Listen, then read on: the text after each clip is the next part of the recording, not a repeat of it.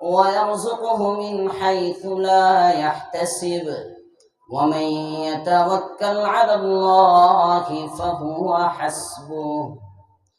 وعن أبي ذر الغفاري رضي الله تعالى عنه قال قال رسول الله صلى الله عليه وسلم: لو أن الناس كلهم أخذوا بها لكفتهم، أو كما قال عليه الصلاة والسلام. وعن عبد الله بن سلام رضي الله تعالى عنه قال قال رسول الله صلى الله عليه وسلم: أفشوا السلام وأطعموا الطعام وصلوا الأرحام وصلوا بالليل والناس نيام تدخلوا الجنة بسلام، أو كما قال عليه الصلاة والسلام. درود الشريف পড়ি। اللهم صل على محمد وعلى آل محمد كما صليت على إبراهيم وعلى آل إبراهيم إنك حميد مجيد. اللهم بارك على محمد وعلى آل محمد كما باركت على إبراهيم وعلى آل إبراهيم إنك حميد مجيد. سبحانك لا علم لنا إلا ما علمتنا إنك أنت العليم الحكيم. तुमसा कोई हमदम कोई दम साज नहीं है, तुमसा कोई हमदम कोई दम साज नहीं है, बातें तो बहुत है मगर आवाज नहीं है। हम तुम ही बसागा है इस रब्ते खफी से, हम तुम ही बसागा है इस रब्ते खफी से, मालूम किसी और कोई राज नहीं है, मालूम किसी और कोई राज नहीं है।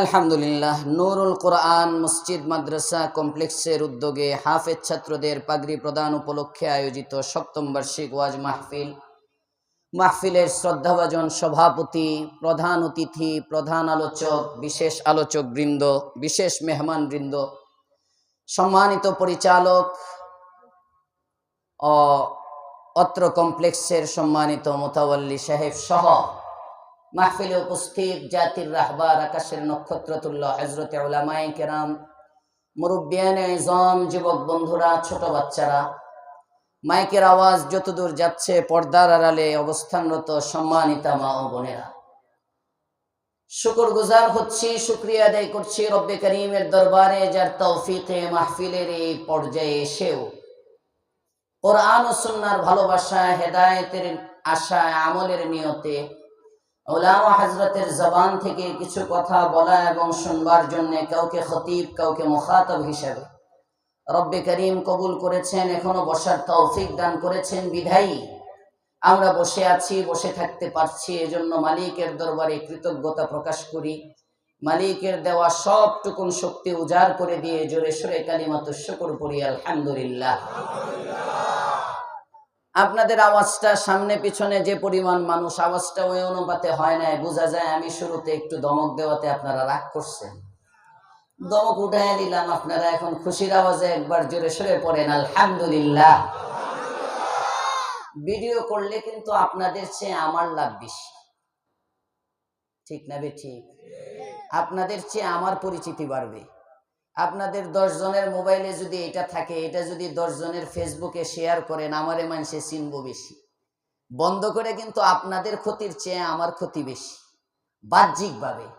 সুতরাং আমি যদি আমার ক্ষতির কুরবানি করতে পারি তাহলে আপনারটা সমস্যা নাই তো ইনশাআল্লাহ। আল্লাহ আমাদেরকে কবুল করেন, বলেন আমিন। মুহতারাম হাজিরিন, সময় অনেক গুরুত্বপূর্ণ।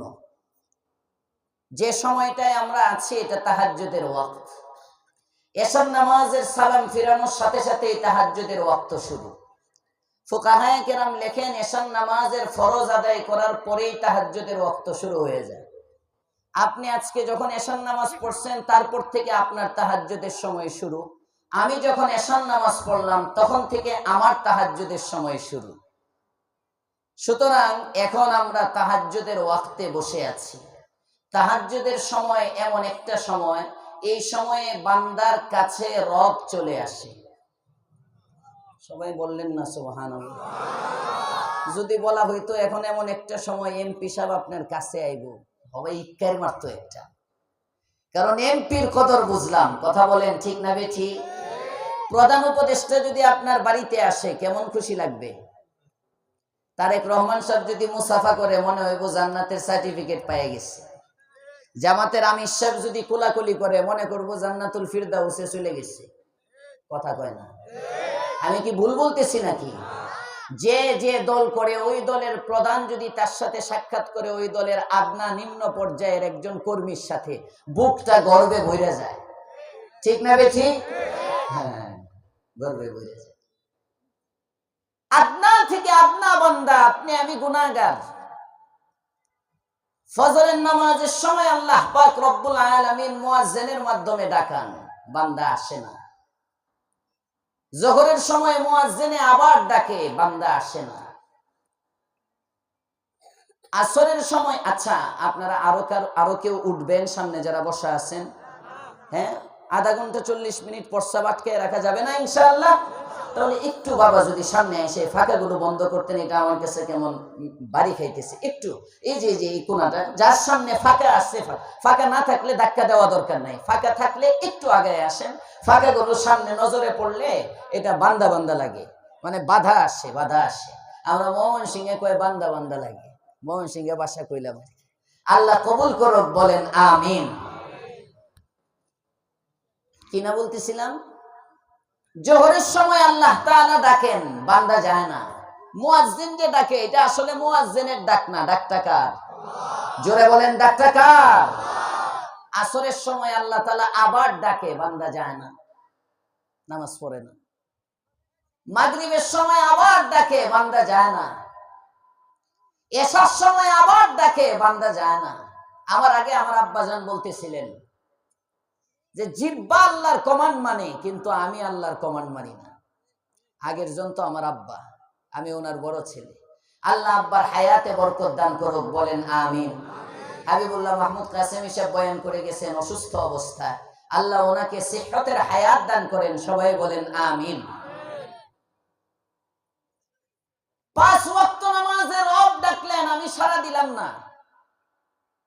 আপনার কি মনে হয় কোন দলের কর্মী যদি বিদ্রোহ করে, এই যে এখন নির্বাচন আসতেছে, অনেক বিদ্রোহী কর্মী আছে, প্রথমে তাকে সফট ভাষায় নেতা একটাই ফোন দিল, এই তুমি ছেড়ে দাও।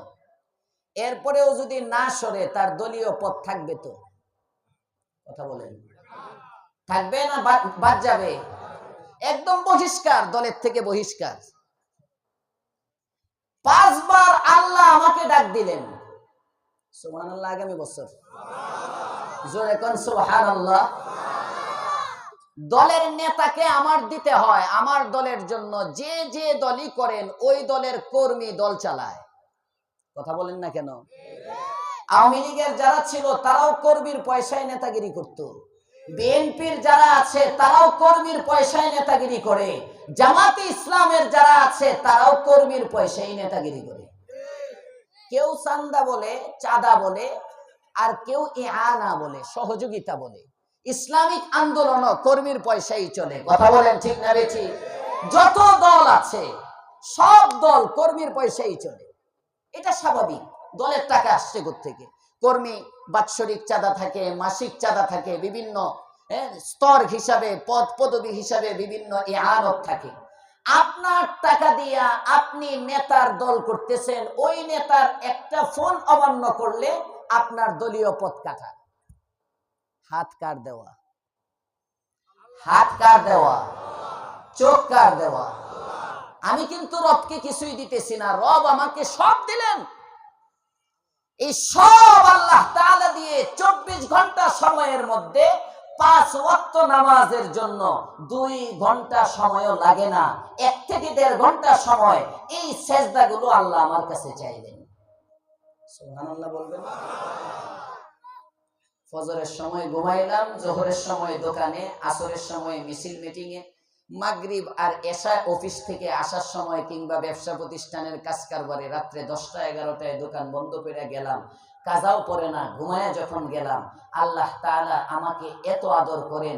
ওই সময় আল্লাহ তাআলা তাহাজ্জুদের সময়, এই সময়টা যখন হয়, রাতের 2 ভাগের 1 ভাগ যখন চলে যায়, 1/3 3 ভাগ করলে 1 ভাগ, 1/3 যখন চলে যায়, আল্লাহ তাআলার রহমতে জোশ আসে, কই এটা তো আমারই বান্দা। ফজরে মুয়াজ্জিন রে দিয়ে ডাকাইলাম, আসলো না। যোহরে মুয়াজ্জিন রে দিয়ে ডাকাইলাম, আসলো না।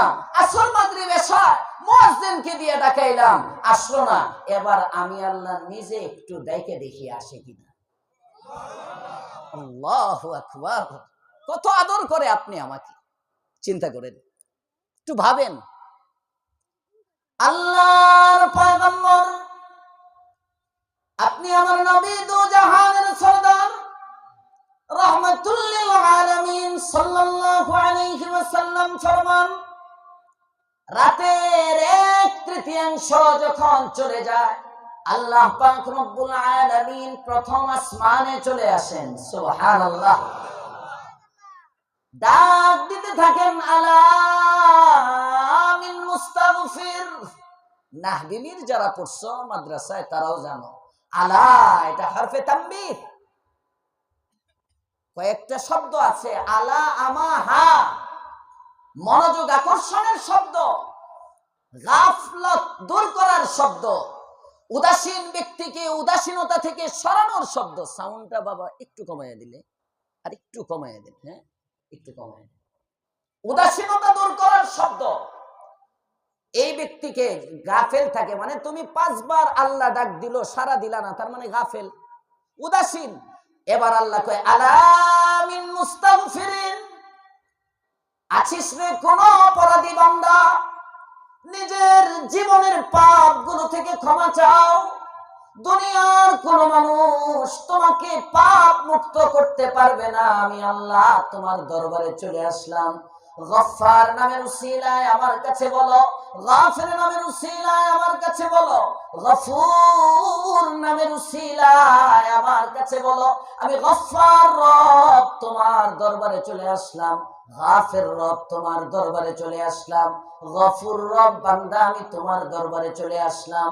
তুমি গুনাহ করার কারণে হয়তো তুমি জালেম, গুনাহ করার কারণে হয়তো তুমি জলুম, গুনাহ করার কারণে হয়তো তুমি জল্লাম, তুমি যে স্তরের গুনাহগারী হও না কেন, ওই স্তরের ক্ষমা নিয়ে আমি হাজির হয়ে গেলাম রে বান্দা। একটিবার আমাকে আল্লাহ বলে ডাক দে রে বান্দা, তুই আল্লাহ বলে ডাক দিতে দেরি, তোর জীবনের গুনাহ মাফ করতে আমার দেরি হবে না, মাফ করে দেব। আয় বান্দা, বাজ আ, বাজ আ, हर चे हंसती बाज आ, घर का फिरो बुत पुरुषती बाज आ, बाज आ। जोरे करना अल्लाहु আকবার। আল্লাহ পাক রব্বুল আলামিন দেখেন, আর কত পাগলামি করবি, আর কত গুন্ডামি করবি, আর কত মাস্তানি করবি, আর কত যৌবনের উদ্যমতা দুনিয়ায় লাফালাফি করবি। এই যৌবন চিরস্থায়ী নয়। তোমার চোখের সামনে অনেক যুবকের ইন্তেকাল হয়ে যায়, তোমার চোখের সামনে অনেক বড় লোক মারা যায়, তোমার চোখের সামনে অনেক অহংকারী ধ্বংস হয়ে যায়, ঠিক না বেঠি? সুতরাং এই নেশায় মত্ত থাইকো না, আসো বাজ আ, বাজ আ, আয় বান্দা আয়, আমি আল্লাহ তোকে মাফ করব। প্রথম ডাকটাই দেয়, আলা মিন মুস্তাগফির, আছিস কোন অপরাধী? এই শুনেন, সহজ একটা উদাহরণ শুনেন। যাদের বাচ্চা আছে, বিয়ে শাদী করছেন, ছোট বাচ্চা, অনেক সময় দেখবেন ছোট যখন থাকে তখন বিছনায় উঠতে পারে না, হাঁটতে পারে না, যাইতে পারে না। শোয়ার মধ্যে অনেক সময় 6 মাস, 8 মাস, 10 মাসের বাচ্চা শোয়ার মধ্যে পায়খানা করে দেয়, করে না? নাকি আপনাদের এটা তো ওই যে বটতলা বলে এই জায়গাটা না, বটতলার বাচ্চারা ছোট অবস্থায় আগে না পায়খানা করে? হ্যাঁ, এটা পৃথিবীর নিজাম। এই ছোট বাচ্চা যখন পায়খানা করে দেয়, অনেক সময় পায়খানা দিয়া নড়াচড়া কইরা দাঁড়াইতে তো পারে না, উঠতে পারে না, মা দূরে, বাবা দূরে, শুয়ে রেখে গেছে। বাচ্চা ঘুম থেকে উঠে এই পায়খানার মধ্যে নড়তে চড়তে বুক, পেট, পিঠ সব মাখায় ফেলে। আছে না নাই? মা সে হঠাৎ করে চিৎকার শুনে বা পাশের ভাবি বা কেউ যদি দেখে, এই ভাবি আপনি কই, বাচ্চাটারে দেখেন না কি হয়েছে? উনি তো রান্না করে, দৌড়ে এসে দেখে বুকের মধ্যে পায়খানা, শরীরের মধ্যে পায়খানা, হ্যাঁ, হাতের মধ্যে পায়খানা, পুরা শরীর মাইখে গেছে, গান্দা নাপাক। ওই সময় মা কি করে? আস্তে আস্তে প্রথমে বাচ্চার 2টা হাতের মধ্যে ধরে, যে জায়গাটার মধ্যে একটু আসে ধরে। আর যদি দেখে যে না পুরা শরীর মাখানো, বাবা অনেক সময় নাক ছিটকায়, দূরে সরে যায়, এই তোমার বাচ্চা পায়খানা করছে, কই তুমি, তাড়াতাড়ি আসো, তাড়াতাড়ি আসো। বাবা এইভাবে ডাকে, হে ধরে না, হে কিন্তু বাপ। মা ছাড়তে পারে না। কথা বলেন ঠিক না বেঠিক? মা দৌড়ে এসে নাকও বান্ধে না, কিছু না, বাপে নাক ধরে রাখছে, গন্ধ। অথচ বাবা হইল ওই খাটের কোনায়, আর মা একদম সন্তানটারে ধইরা নিয়ে, হ্যাঁ, প্রথমে হয়তো আদর করে একটা থাপ্পড় দেয়। কথা বলেন ঠিক না বেঠিক? এই কি করছস, এই কি করছস, অনেক সময়। আর থাপড়ারও একটা বয়স আছে, ওই বয়সের না গেলে থাপ্পড়ও দেয় না।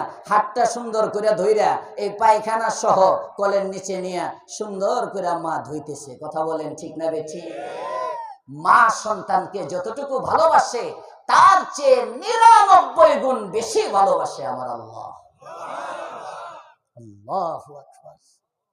এজন্য আমাদের শরীরের মধ্যে গুনার নাপাকি লাগা, পায়খানাটা যেমন এটা নাক ছিটকায়, গুনাটা পায়খানার চেয়েও খারাপ।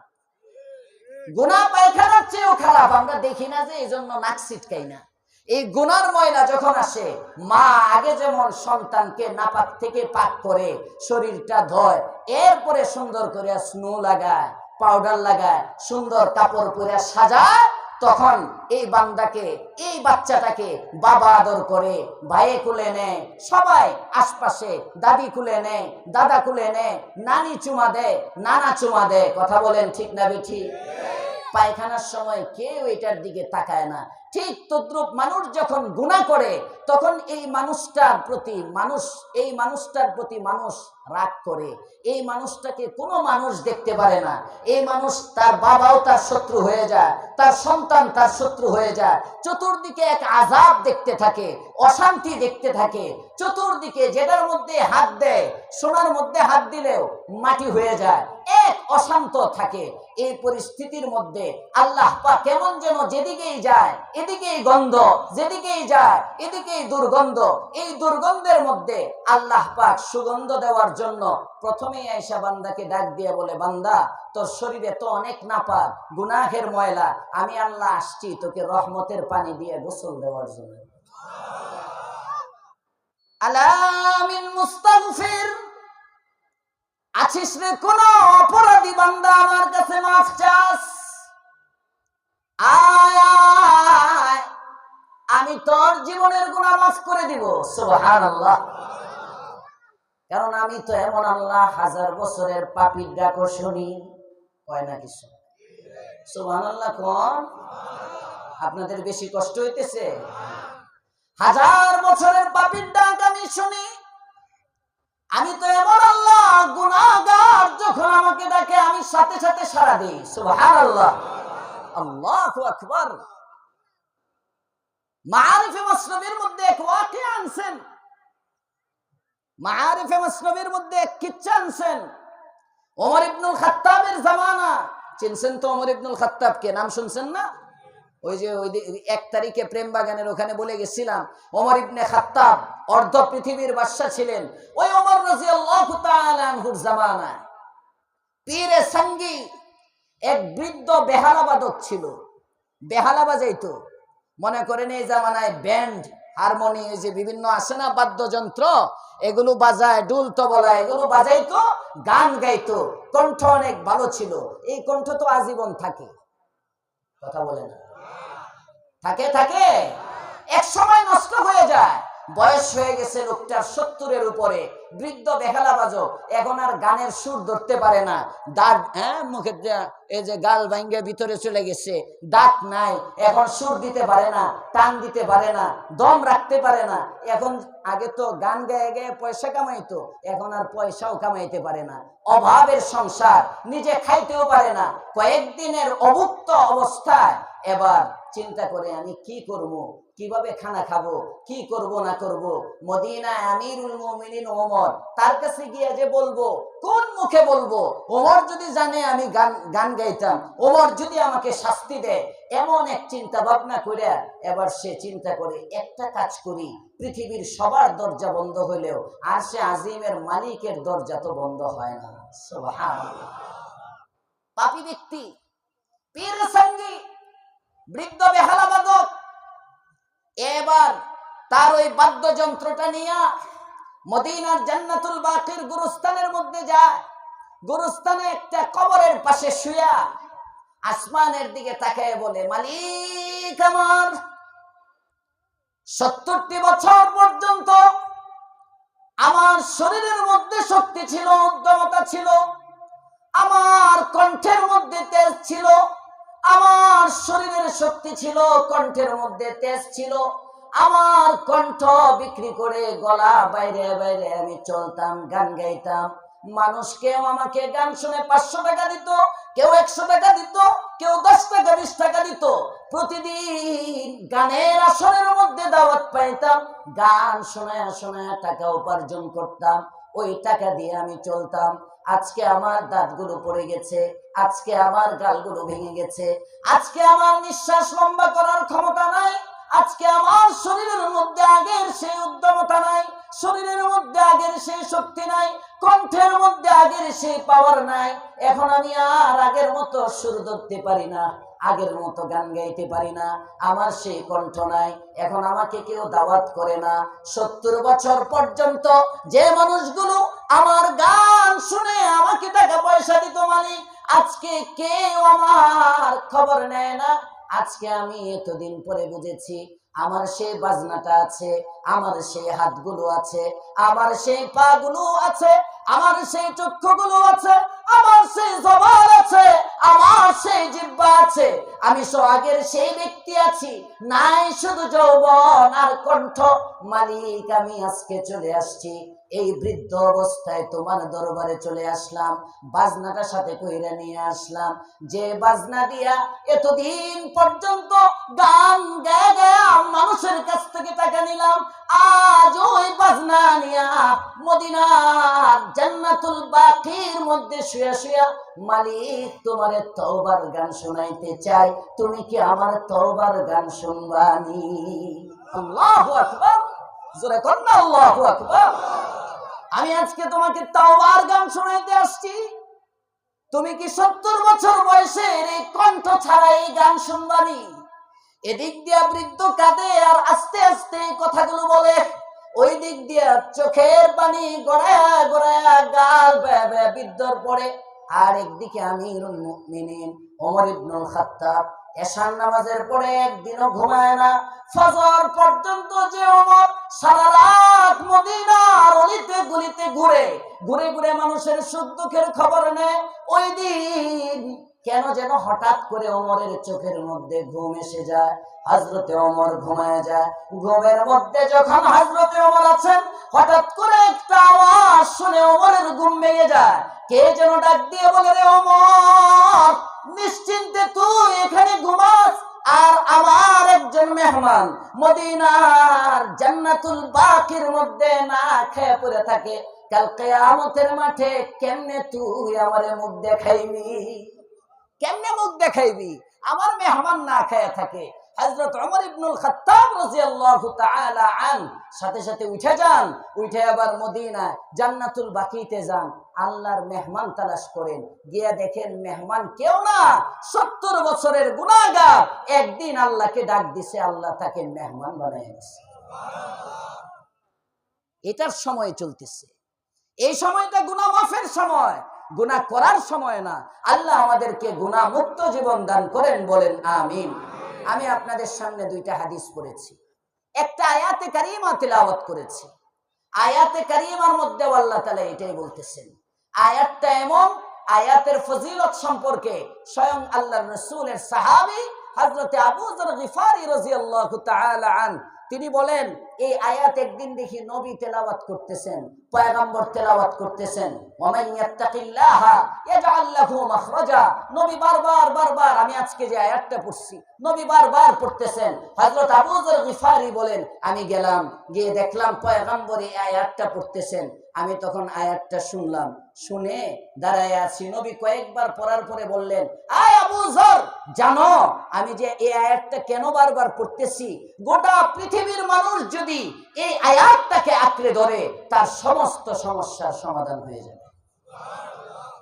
সন্তান হয় না, এই আয়াত পড়লে আল্লাহ সন্তান দিয়ে দিবে। আস্তে কোন সুবহানাল্লাহ।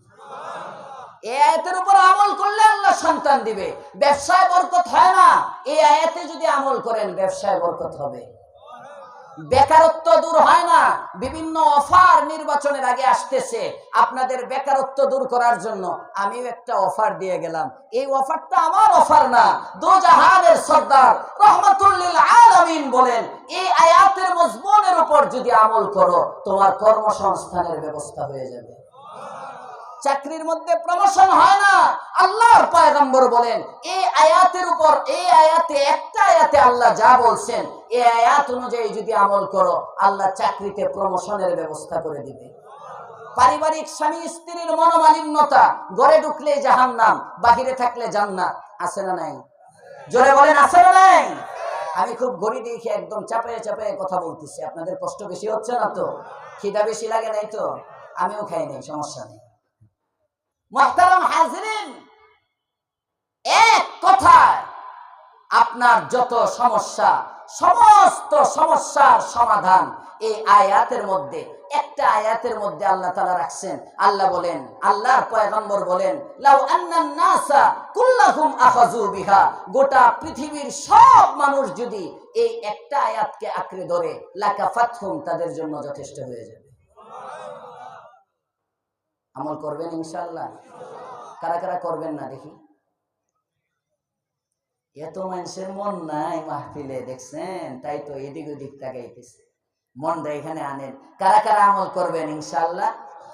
আল্লাহ তৌফিক দান করেন, বলেন আমিন। জোরে বলেন আমিন। আয়াতে কারিমায় আল্লাহ তাআলা বলতেছেন আমলটা হলো ওয়ামাইয়াত্তাকিল্লাহ, যে ব্যক্তি ভয় করবে একমাত্র কাকে? জোরে বলেন কাকে? ওয়ামাইয়াত্তাকিল্লাহ ইয়াজআল লাহু মাখরাজা। জোরে কোন সুবহানাল্লাহ। আমল একটাই। এই ওয়াজ আমি ওইদিন প্রেম বাগানে করি নাই, ওইদিন আরেক আয়াত পড়ছিলাম। আজকে আমি রেকর্ড শুনে আইছি, যাতে কাছাকাছি তো যেন তাকরার না হয়। ওখানে 24 নম্বর পারার ইন্নাল্লাযীনা ক্বালু রাব্বুনাল্লাহ, ওই আয়াত পড়ছিলাম। আজকে আরেকটা পড়ছি, এইজন্য এটা একটা আমল, একটা আমল করবেন। ওখানে 2 আমল দিয়ে গেছিলাম, এখানে এক আমল করবেন, এক আমল তাকওয়া। এক আমলের নাম কি? সবাই বলেন আমলের নাম কি? সবাই বলেন আমলের নাম তাকওয়া। তাকওয়া, তাকওয়া কাকে বলে? তাকওয়া ইমতিসালুল আওয়ামির ওয়াজতিনাবুন নওয়াহি।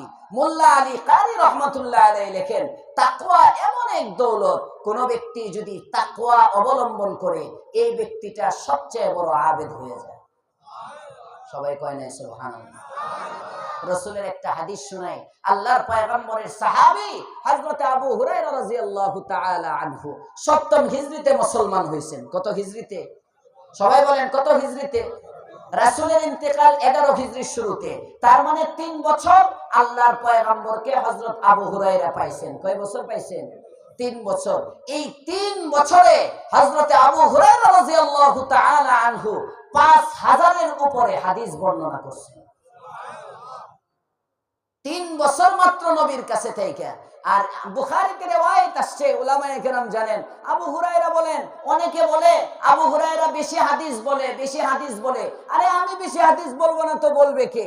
মদিনার মধ্যে আনসারী সাহাবী যারা, মুহাজির সাহাবী যারা, কারো ক্ষেত খামার আছে, ক্ষেতের মধ্যে থাকে, কারো ব্যবসা বাণিজ্য আছে, বাজারের মধ্যে থাকে। আমি আবু হুরায়রার ব্যবসাও নাই, দোকানও নাই, আমি আবু হুরায়রার ক্ষেতও নাই। আমি খায়া না খায়া ইলমের জন্য এই মাদ্রাসার ছাত্রদের মতো হুজুরের সোহবতে পড়ে থাকি। আবু হুরায়রা পেটে পাথর বাঁধা পড়ে থাকতেন। মাঝে মাঝে এমন হইতো আল্লাহর পয়গম্বরকে আবু হুরায়রা সালাম দিতেন। সালাম, যারা হজে গেছেন কিংবা উমরায় গেছেন, হজ উমরা শেষ করার পরে মদিনায় রওজায়ে আতহারে গেছেন, রওজায়ে আতহারের পিছনে বাবে জিব্রাইল, জিব্রাইল গেট লেখা আছে। এই জিব্রাইল গেট দিয়ে ঢুকলে, এখন ঢুকতে দেয় না, আগে ঢুকতে দিত। জিব্রাইল গেট দিয়ে ঢুকলে, এখন রিয়াজুল জান্নাহ যেদিক দিয়ে ইদানিং ঢুকতে দেয়, এটার সামনে দুইটা কাতার আছে, দেখবেন লাল রঙের দুই কোণায় দুইটা ঝাড়বাতি আছে, দুই কাতার পরিমাণ জায়গা, দুই কাতার পরিমাণ জায়গা। এটাই ছিল রাসূলের মাদ্রাসা আসহাবে সুফফা। জোরে কোন সুবহানাল্লাহ। এই এতটুক পর্যন্ত উঁচা, এতটুকু। আমি প্রথম যখন 2018-তে আমার আব্বা আমারে নিয়ে গেছেন দেওবন্দ থেকে আসার পরের বছরই হজে, তখন এই আসহাবে সুফফায় আমি আসর থেকে মাগরিব পর্যন্ত প্রায় 2 ঘন্টা সময়, সৌদি আরবে তো আসরের পর থেকে মাগরিব পর্যন্ত সময় লম্বা, ওই সময় ওরা আউয়াল ওয়াক্তে আসর পরে, যে কারণে আসরের পর থেকে মাগরিব পর্যন্ত লম্বা সময়, আমাদের বাংলাদেশের মতো কম সময় না, এই লম্বা সময় ওখানে বসে তেলাওয়াত করছিলাম। এই আসহাবে সুফফার এই জায়গাটা, এখানে রাসূলের মাদ্রাসা, এই জায়গায় 70 জন সাহাবী পড়ে থাকেন। মাঝে মাঝে খানা আসলে খান, না আসলে না খেয়ে রোজার নিয়ত করেন। জোরে কোন সুবহানাল্লাহ। হযরতে আবু হুরায়রা বলেন, একদিনের ঘটনা, কয়েকদিনের উপবাস, অনেক খিদা, পয়গম্বরের সালাম দিলাম, নবী সালামের উত্তর নিয়ে চলে গেলেন। সালামটা দেওয়ার উদ্দেশ্য ছিল না জানি নবী ডাক দেয়। আসলে নবী ডাক দিবেন কি? নবীর ঘরেও তো খাবার নাই, পয়গম্বরের ঘরেও খাবার নাই। আল্লাহর পয়গম্বরের সাহাবী হযরতে আবু হুরায়রা রাদিয়াল্লাহু তাআলা আনহু বলেন, অনেক ক্ষুধা পেটের মধ্যে, পয়গম্বরকে সালাম দিলাম, নবী চলে গেলেন। বুঝলাম নবীর ঘরে খাবার নাই। সিদ্দিক আকবরকে সালাম দিলাম, সালামের উত্তর দিয়ে আবু বকর মাথাটা নিচু করে চলে গেল। বুঝলাম আবু বকরের ঘরেও খাবার নাই। ওমর, ওসমান, আলীকে সালাম দিলাম, কেউ আমার সালামের জবাব দেওয়ার পরে বলল না রে ভাই চলো, কেউ আমাকে জিজ্ঞেস করলো না কি খেয়েছো। বুঝলাম তাদের ঘরের মধ্যেও খাবার নাই। এবার খোদাটা নিয়ে আমি যখন আসহাবে সুফফার নির্ধারিত জায়গার মধ্যে বসে আছি, একটু পরে দু জাহানের সরদার রাহমাতুল লিল আলামিনের ঘরের মধ্যে এক পেয়ালা দুধ হাদিয়া চলে আসলো।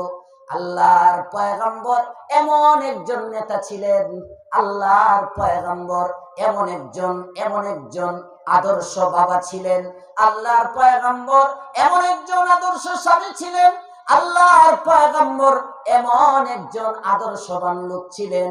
নিজে একা একা হাদিয়া খাইতেন না, পয়গম্বরের কাছে যদি কোনো হাদিয়া আসতো উপস্থিত সকলকে নিয়ে পয়গম্বর খাইতেন। সুবহানাল্লাহ। এখন তো কর্মীর পয়সা নেতারা বিদেশ পাচার করে, কথা কোন ঠিক না ঠিক? গরিবের পয়সায় বড় লোকি করে, গরিব রাস্তায় মরে, আর নেতারা প্রটোকল নিয়ে ঘুরে, কথা বলেন ঠিক না ঠিক? আল্লাহ বুঝবার তৌফিক দাও, বলেন আমিন। আল্লাহর পয়গম্বরের কাছ থেকে নেতৃত্ব শিখেন, নেতৃত্ব কিভাবে করতে হয়। পয়গম্বরের কাছে এক পেয়ালা দুধ আসছে, নবী পারতেন নিজের পরিবার আর নিজে খায়া ঘুমায়া যাইতে। কষ্ট বেশি দিতেছি? পারতেন, কিন্তু খান নাই। উনি সর্বপ্রথম ডাক দিলেন ওনার মাদ্রাসার ছাত্রদেরকে। আবু হুরায়রা রাদিয়াল্লাহু তাআলা আনহুকে ডাক দেন। কয় মিনিট হইছে? আবু হুরায়রা রাদিয়াল্লাহু তাআলা আনহুকে ডাক দিলেন। 36 মিনিট হইছে, 40-45 মিনিট বলছিলাম তো, আরো 2-4 মিনিট আছে, সমস্যা নেই তো? ডাক দিলেন, ডাক দিয়া কয়, আবু হুরায়রা এই নাও দুধের পেয়ালা, এই নাও এটা। আবু হুরায়রা নিছেন, মনে মনে খুশি, খাবো। খিদা না ভিতরে, খিদা, ক্ষুধার সময় কিন্তু যা পায় তাই মজা। আর দুধ তো এটা রাজকীয় খাবার। জোরে কোন সুবহানাল্লাহ। তো দুধ খায় না, বিড়ি খায়। দুধ খায় না, সিগারেট খায়। দুধ সামনে দিলে না না না না পছন্দ করি না। বিড়ি দিলে আরেকটা আসেনি দোস্ত, হ্যাঁ, বেনসন, গোল্ড লিফ, সিগারেট, আরো কত নাম আছে না। বিড়ির দাম, এর লেগে বিড়ির দাম বাড়তেই আছে দিন দিন। যেটা চলে এটাই তো বাড়ে, অথচ দুধ এটা জান্নাতি খাবার। জোরে কর সুবহানাল্লাহ। আল্লাহর পয়গম্বর কোন পানীয় খায়া আল্লাহ আরো বাড়ায় দাও দোয়া করেন নাই, কিন্তু দুধ পান করার পরে যে দোয়াটা শিখাইছেন নবী বলেন, আল্লাহুম্মা বারিক লানা ফিহি ওয়াজিদনা মিনহু। ইয়া আল্লাহ, এই দুধের মধ্যে বরকত দাও এবং দুধ আমাকে বাড়ায় দাও। এজন্য প্রতিদিন পারলে 1 কাপ করে 1 গ্লাস করে দুধ খাইবেন। নবী পছন্দ করতেন এই নিয়তে। পারবেন ইনশাআল্লাহ? এটাও ইবাদত হইব, এটাও সওয়াব হইব, আর সত্যি তো হইবই। আল্লাহ কবুল করুক, বলেন আমিন। মুহতারাম হাজিরিন, আবু হুরায়রা দুধের পেয়ালা পায়া খুশি, খাইবো। আল্লাহর পয়গম্বর কয়, আবু হুরায়রা তুই আগে খাইস না, এটা নিয়ে যা, তোর সাথী সঙ্গে আরো যে 69 জন আছে মাদ্রাসার ছাত্র, ওরাও তো খায় নাই, সবাই রে বাইটা দে। সুবহানাল্লাহ। আল্লাহর পয়গম্বর, আপনি আমার নবী, দো জাহানের সরদার, রাহমাতুল লিল আলামিন। হযরত আবু হুরায়রাকে যখন বলেন, আবু হুরায়রা দুধের পেয়ালাটা নিয়ে 69 জন সাহাবীকে আগে খাওয়াও, হযরত আবু হুরায়রা বলেন, আমি মনে মনে ভাবি, হায় হায় হায়, এমন 2-3 পেয়ালা তো আমারই দরকার। 1 পেয়ালা দুধ, 69 জন সাহাবী। কিন্তু পরক্ষণেই মনে হলো কথাটা তো আমার না, কথাটা আমার দো জাহানের সরদারের। জোরে কোন আল্লাহু আকবার। আল্লাহর পয়গম্বরের কথা, যে কারণে আমি নিয়ে গেলাম 69 জন সাহাবীকে 1 পেয়ালা দুধ থেকে সবাইকে পান করাইলাম। আমি আবু হুরায়রা 69 জন সাহাবীকে দুধ পান করানোর পরে পেয়ালার দিকে তাকায় দেখি দুধ আগের মতোই এখনো দেখা যায়। আল্লাহু আকবার। হযরত আবু হুরায়রা বলেন, আমি পেয়ালাটা নিয়ে নবীর কাছে গেলাম। ইয়া রাসূলুল্লাহ, ইয়া হাবিবাল্লাহ, এই যে দুধের পেয়ালা নিয়ে আসলাম। পয়গম্বর বলেন, আবু হুরায়রা এবার তুমি পান করো। হযরত আবু হুরায়রা বলেন, আমি পয়গম্বরের কথায় পান করলাম। নবী বলেন, আবার পান করো। হযরত আবু হুরায়রা বলেন, আমি আবার পান করলাম। নবী বলেন, খা, জন্মের খাওয়ান। তুই তো মনে মনে কইছিলি তোর শর্ট পড়বো, খা, কত খাইতে পারোস। আবু হুরায়রা খাইতে খাইতে কই, ইয়া রাসূলুল্লাহ, আর চলে না, পুরা মরে গেছে, একদম পরিতৃপ্ত, সাবিয়াতু সাবিয়ান, আমার আর একটু জায়গা নাই। নবী বলেন, এবার পেয়ালাটা আমার কাছে দাও। হযরত আবু হুরায়রা বলেন, আল্লাহর পয়গম্বরের হাতে যখন আমি দুধের পেয়ালাটা ফিরিয়ে দেই, তাকে দেখি দুধটা যেমন পয়গম্বর আগে দিয়েছিলেন এখনো তেমনই আছে। আবু হুরায়রা খায়া না খায়া নবীর কাছে পড়ে থাকেন। ওই আবু হুরায়রা বলেন, সুনানে তিরমিজির বর্ণনা, একদিন নবীর সামনে বসে রইছি, হঠাৎ করে আল্লাহর পয়গম্বর আমাকে বলতেছেন সামনে আইসা, এই আমি তোমাদের সামনে কিছু কথা বলতে চাই, কে আছো? মাইয়া খুযু আন্নি হাউলাইল কালিমাত ফায়ামালু বিহিন্না আও ইউআল্লিমুহুন্না মাইয়ামালু বিহিন্না।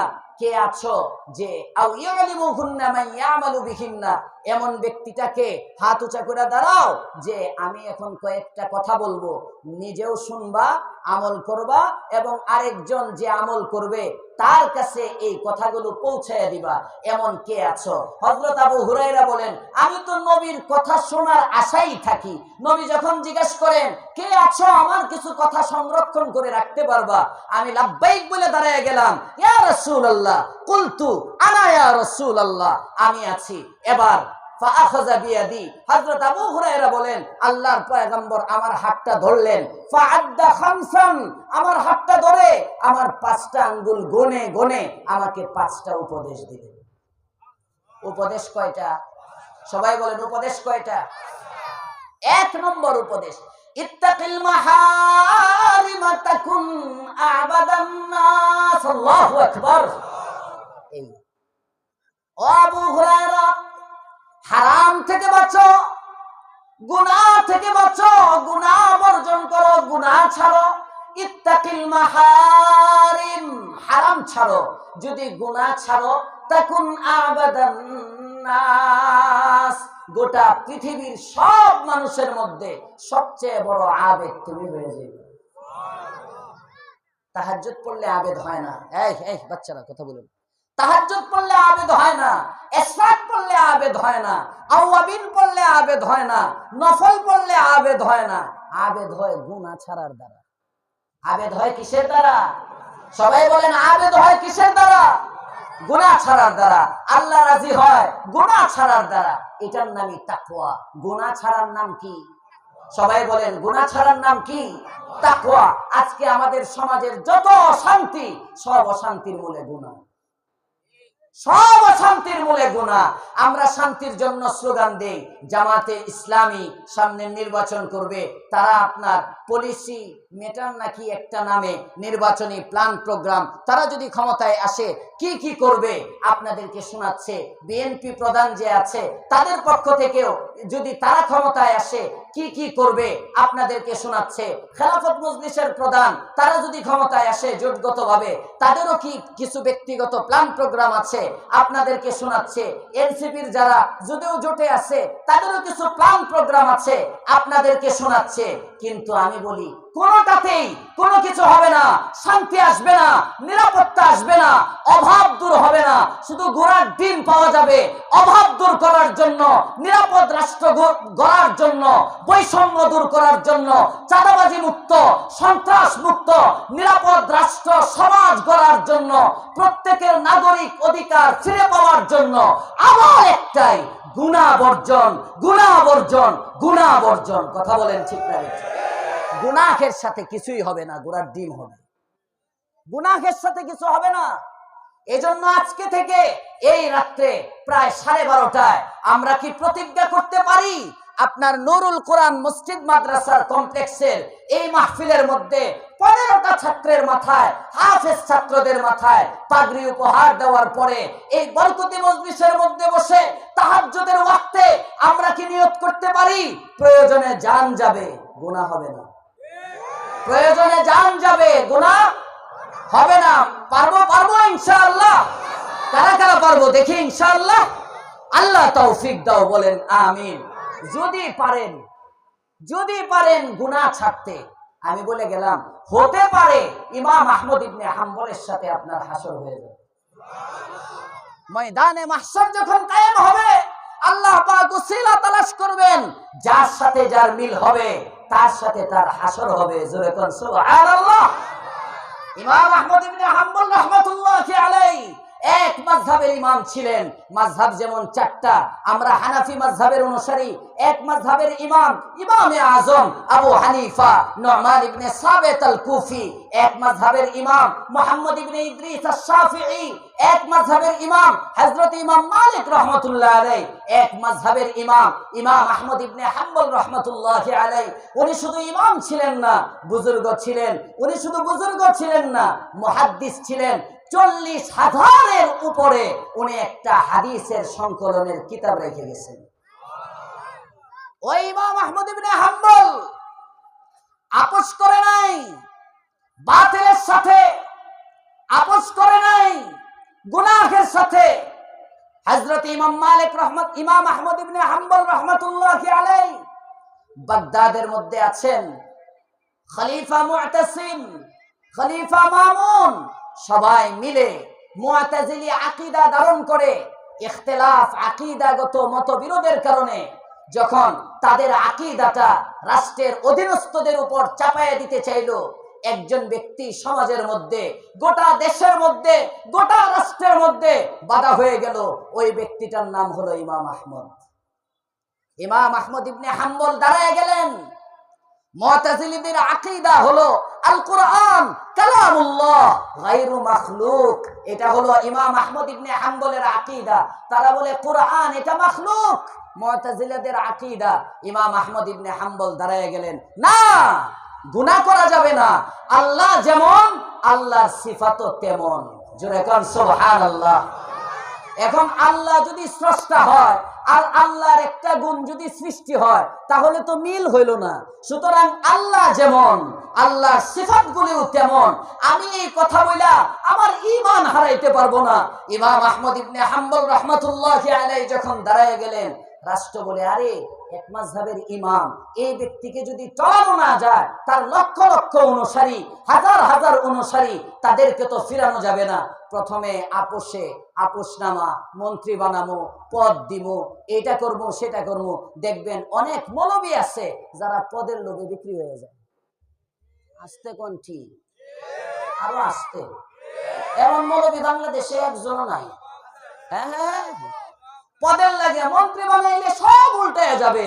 কওমি মাদ্রাসার অনেক মৌলবী আছে, অন্য মাদ্রাসা বাদ দিলাম, অনেক মৌলবী আছে পদের কাছে বিক্রি হয়ে যায়। তারা প্রথমে টুপ ফেলছে, কিনতে চাইছে। ইমাম আহমদ ইবনে হাম্বল রাহমাতুল্লাহ আলাইহি বলেন, না, আমি বিক্রি হওয়ার লোক না। জোরে কোন আল্লাহু আকবার। আমি বিক্রি হওয়ার লোক না। আল্লাহর ওলি ইমাম আহমদ ইবনে হাম্বল রাহমাতুল্লাহি আলাইহি, সময় শেষ। আপনাদের এই খাবার নষ্ট হয়ে যেত না কাকা? হ্যাঁ, ও মাত্র গরম নামাইছেন মাত্র। আচ্ছা আচ্ছা, এটা শেষ করে দিই একটু। হ্যাঁ, অত কইতাম না, এটা একটু আলোচনা প্রসঙ্গে আসছে। ইস্তেকামত।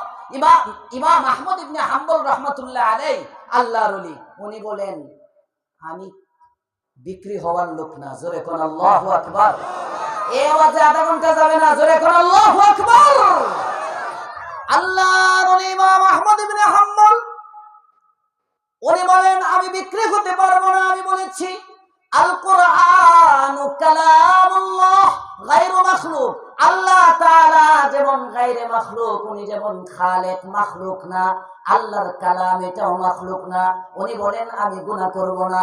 এবার উনাকে ফাঁসির ব্যাপারে আদেশ করবে। কে তার ফাঁসির রায় দিবে?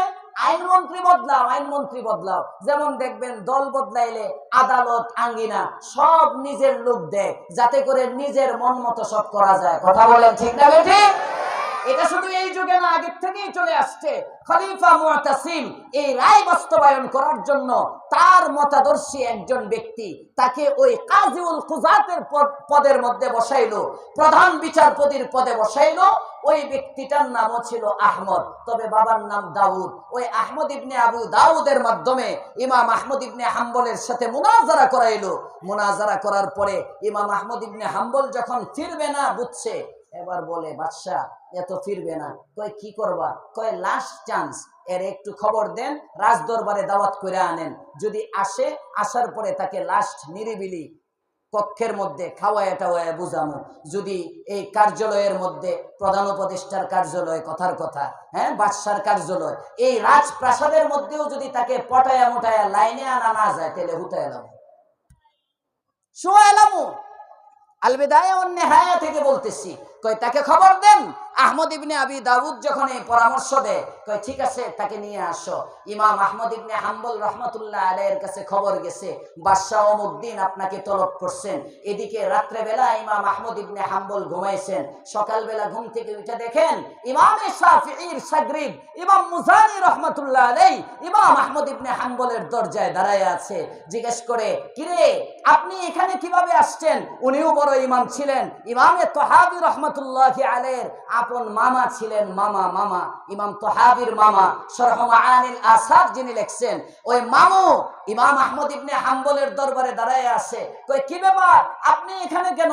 ডাক দিয়ে বলে, ইমাম, আমার উস্তাদ ইমাম শাফিঈ রাহমাতুল্লাহি আলাইহি আপনার কাছে আমাকে পাঠাইছেন একটা সুসংবাদ দেওয়ার জন্য।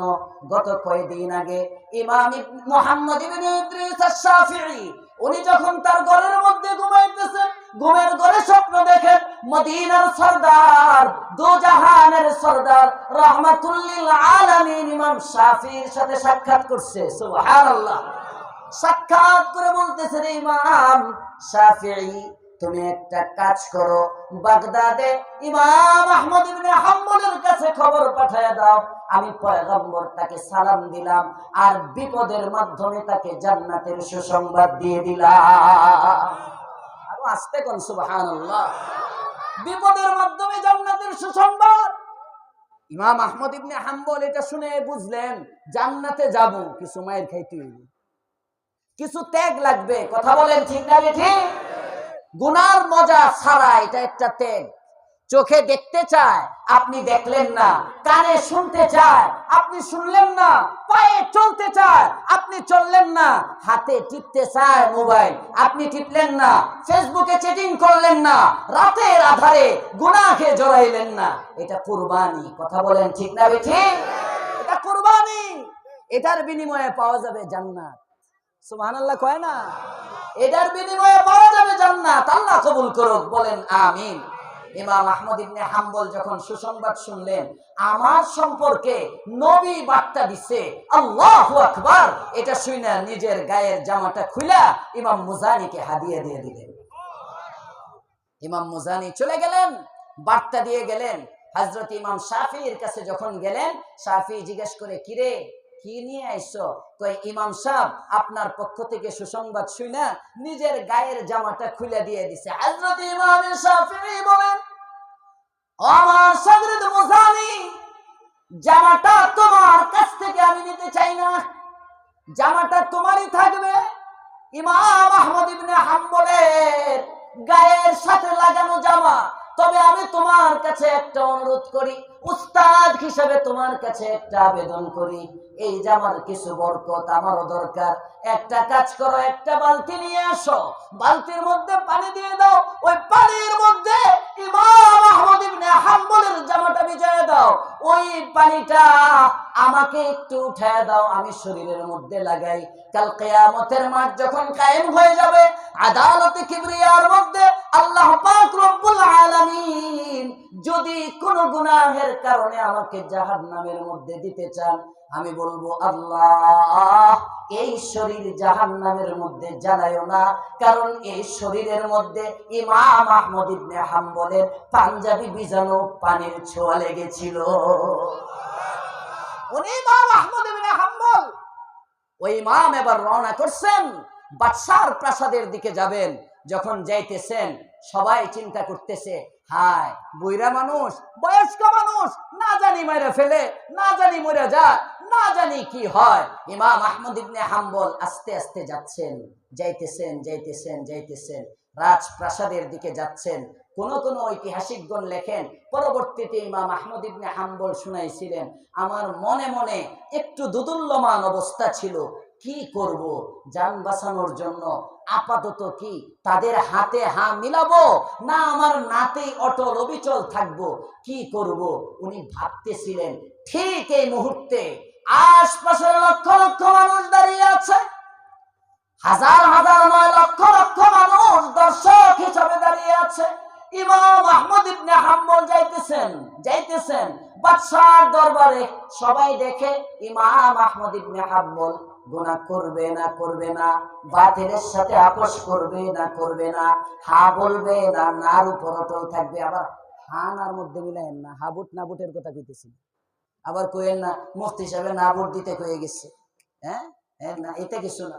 হা ভোট দিবে না না ভোট দিবে, এদিকে ওইটা না, হা বলবে বাতিলের সাথে হা মিলাবে না না মিলাবে, এরকম একটা অবস্থা যখন হচ্ছে, ইমাম আহমদ ইবনে হাম্বল বলেন, আমি হঠাৎ করে দেখি কালো কুৎসিত চেহারা মোটা তাজা এক ব্যক্তি আমার সামনে আসলো।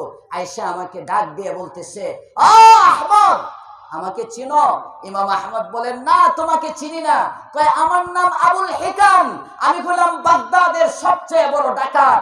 শোনো, আমি খবর পাইলাম বাদশার হাতে যদি তুমি হা না বলো না বলো, আজকেও যদি তুমি তার সাথে গুনাহ না করো, তার আকীদা পোষণ না করো, তুমি যদি তোমার আকীদার উপর অটল অবিচল থাকো, তাহলে তোমাকে দুর্রা মারা হবে, বেত্রাঘাত করা হবে, কোড়া মারা হবে, কোড়া লাগে তোমাকে হত্যা করা হবে।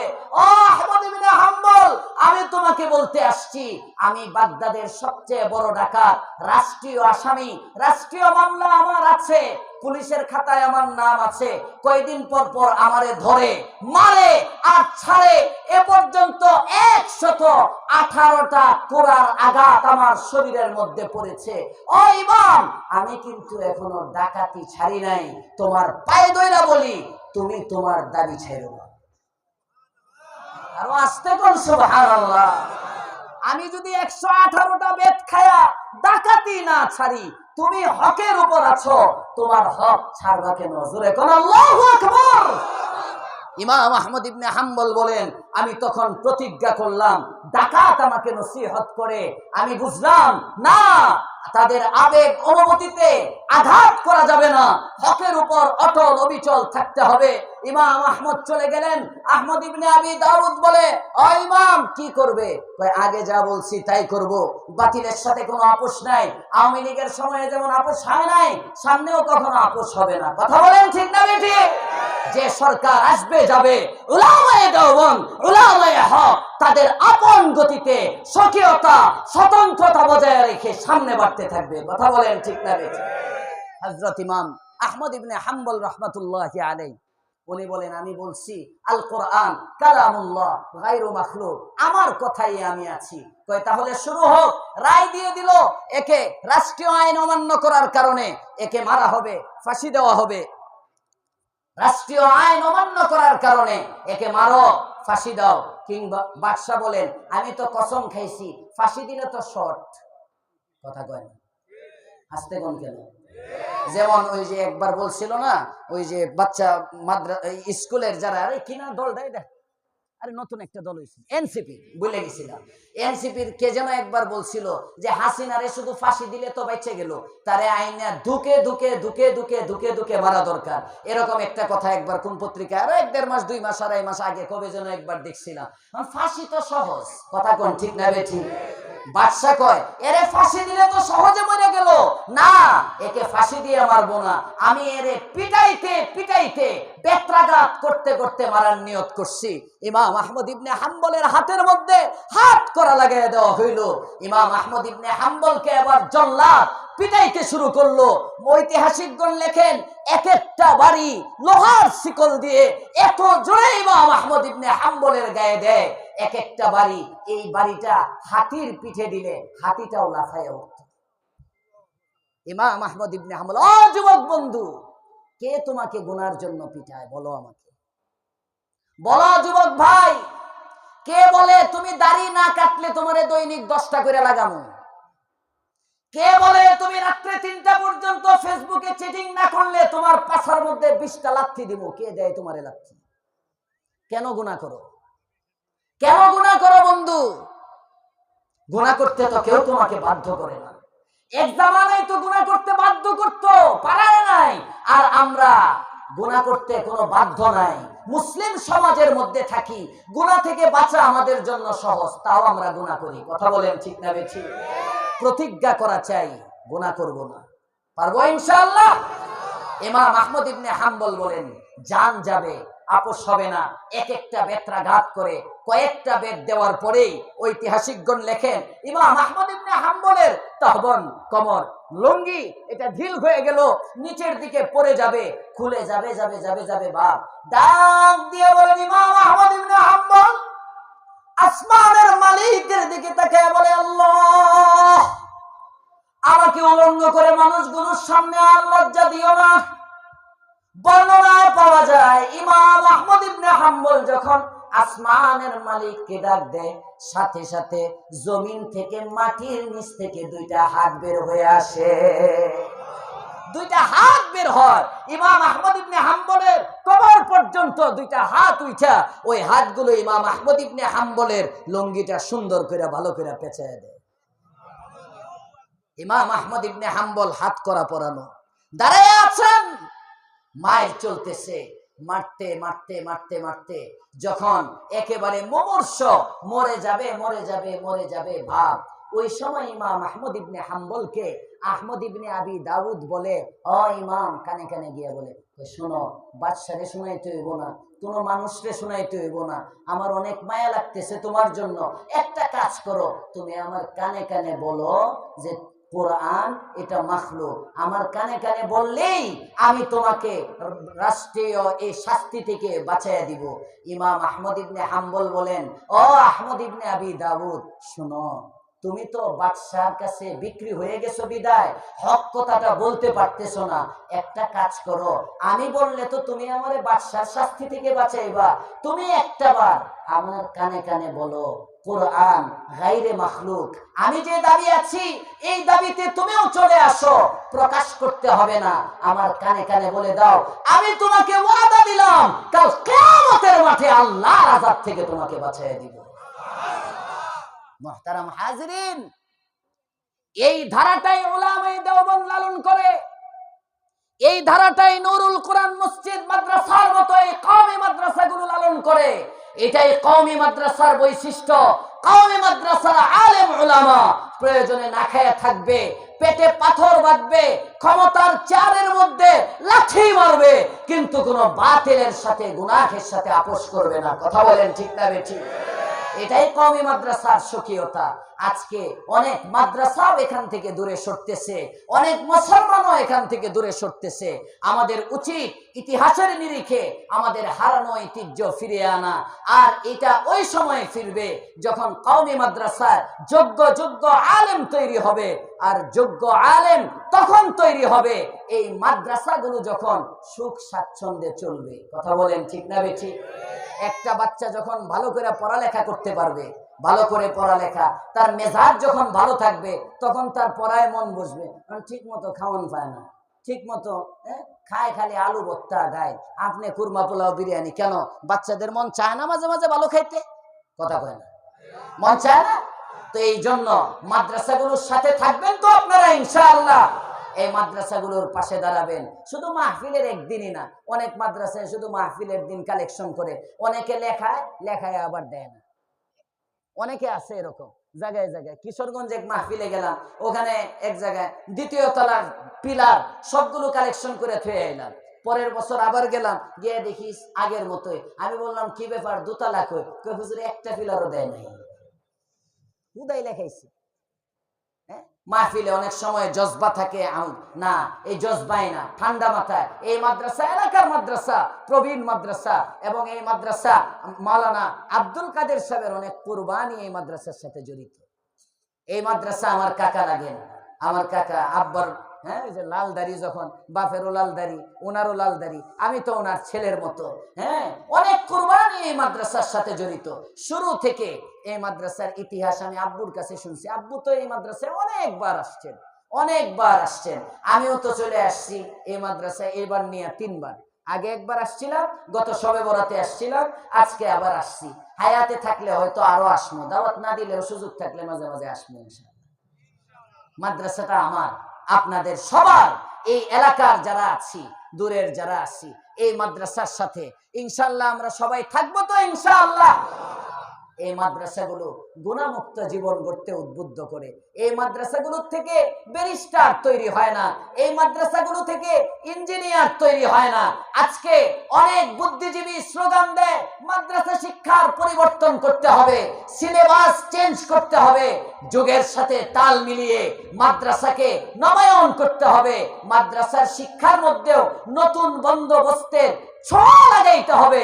তাদেরকে হুঁশিয়ার করে বলে দিতে চাই, না, মাদ্রাসার উদ্দেশ্য ইঞ্জিনিয়ার তৈরি করা নয়, মাদ্রাসার উদ্দেশ্য ব্যারিস্টার তৈরি করা নয়, মাদ্রাসার উদ্দেশ্য ডাক্তার বানানো নয়, মাদ্রাসার উদ্দেশ্য মুত্তাকি, পরহেজগার, আল্লাহওয়ালা বুজুর্গ তৈরি করা। কথা বলেন ঠিক না বেঠিক? যাদের উসিলায় পৃথিবী টিকে থাকবে, যাদের উসিলায় পৃথিবী টিকে থাকবে। এজন্য আজকে 15 জন বাচ্চা মাশাআল্লাহ হাফেজ হয়েছে এই মাদ্রাসার ফসল। বোঝা যায় মাদ্রাসার প্রতি আপনাদের নজর আছে। এত রাত্রে আপনারা এতগুলো মানুষ বসে আছেন, মাদ্রাসার প্রতি আপনাদের নজর আছে, এই নজরটাকে রাখবেন। আর এই বাৎসরিক মাহফিল থেকে মেসেজ দিয়ে দিলাম, ইনশাআল্লাহ গুনাহমুক্ত জীবন গড়ব তো সবাই ইনশাআল্লাহ। তাহলে আজকের আলোচনার খুলাসা, জান যাবে, বলে না গুনাহ হবে না। হ্যাঁ, জান যাবে, গুনাহ হবে না। সবাই বলেন হ্যাঁ, এইটা স্লোগান শিখতো না তো, ভোট দিব কিসে, সবাই তো ধানের শীষে। হ্যাঁ, এইভাবে এটা কোন লাগে না। এরপরে আরো আছে না কিছু, আরেকটা কোন না, দাড়িপাল্লার দেখি, আরে দাড়িপাল্লারও তো একটা কি যেন আছে, এরকম দাড়িপাল্লার সব দলেরই তো কিছু না কিছু আছে। হাত পাকা, আজকে বাসায় গেছি, ওই জুমার নামাজ পড়ায়া রানা বোলার সামনে দিয়ে দেখি হাত পাকার রেকর্ড যাইতেছে। সুন্দর একটা গজল দিছে, খুব মায়াবী। হ্যাঁ, উত্তরার এই 18 আসনে যে দাঁড়াইছে, হাত পাখার একটা সবাই দেয়। এই যে আমরা খুব তাড়াতাড়ি মুখস্থ হয়ে যায়, কিন্তু এই যে গুনাহ ছাড়তে হবে, এটা মুখস্থ হয় না। আজকে মুখস্থ করে নিয়ে যায়, গুনাহ ছাড়বো ইনশাআল্লাহ। সমস্ত সমস্যার সমাধান তাকওয়া, সমস্ত সমস্যার সমাধান, সমাধান বলছি, সমস্ত সমস্যার মূলে গুনাহ, সমস্ত সমস্যার কারণ গুনাহ। বলেন, সমস্ত সমস্যার কারণ, পারিবারিক অশান্তির কারণ, রাজনৈতিক অস্থিরতার কারণ, দেশের উপর বিধর্মীদের চক্রান্ত হয়, চোখ পড়ে, এটার কারণ সবাই বলেন গুনাহ। গুনাহ, পরক্রিয়ায় একজন আরেক দিকে চলে যায়, নিজের বউ ছেড়ে শাড়ি লয়ে ঘুরে, এটার কারণ আরে গুনাহ গুনাহ গুনাহ গুনাহ। এক কথায় সন্তান সন্ততি অবাধ্য হয়, কারণ বাবা মার গুনাহ। বাবা মার গুনার কারণে সন্তান, এক কথায় যত অশান্তি সবকিছুর কারণ, জোরে বলেন সমাধান তাকওয়া, সমাধান সমাধান সমাধান। মনে থাকবে ইনশাআল্লাহ। আল্লাহর রাসূল বলেন, আল্লাহ যদি আবু যর এই তাকওয়ার উপর যদি কেউ আমল করে, এই সূরা তালাকের 2 নম্বর আয়াতের শেষ অংশ যেটা পড়েছি, এটার উপর যদি কেউ আমল করে, তার সমস্ত সমস্যার সমাধান হয়ে যাবে। আল্লাহ আমাদের সমস্ত সমস্যার সমাধান তাকওয়ার মাধ্যমে করার তৌফিক দান করেন, বলেন আমিন। ওয়া আখিরু দাওয়ানা আনিল হামদুলিল্লাহি রাব্বিল আলামিন। যেভাবে